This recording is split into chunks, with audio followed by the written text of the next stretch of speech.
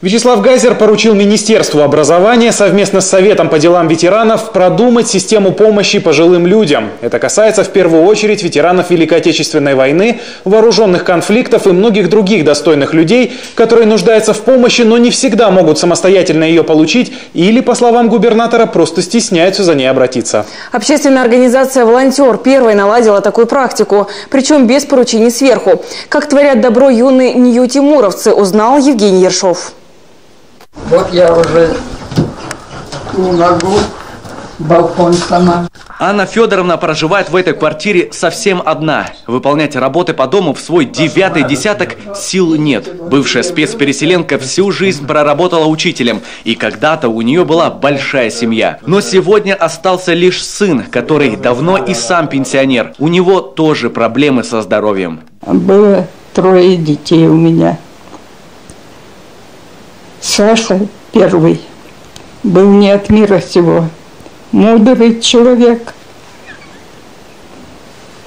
Историю Анны Федоровны уже почти наизусть знают волонтеры. Они не в первый раз приходят на помощь. Моют посуду, окна, вытирают пыль и вычищают полы. Уборка, говорят, в этой ситуации не самое главное. Они рассказывают каждый свою историю, и ты им сочувствуешь.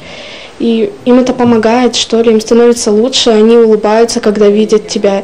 И когда человек улыбается, тем более пожилой, который уже что-то пережил за свою жизнь, это нельзя передать словами.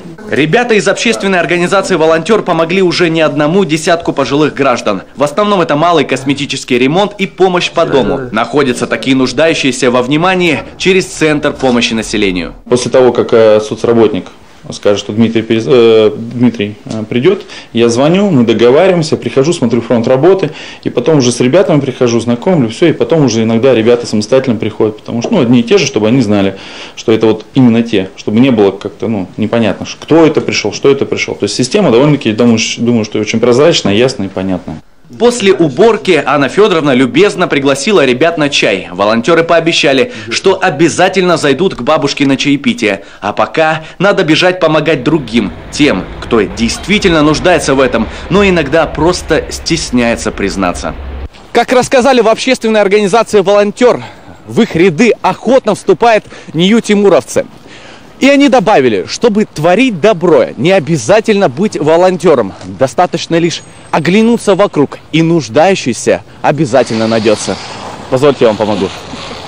Евгений Ершов, Дмитрий Ведерников, телеканал Юрган, Сыктывкар.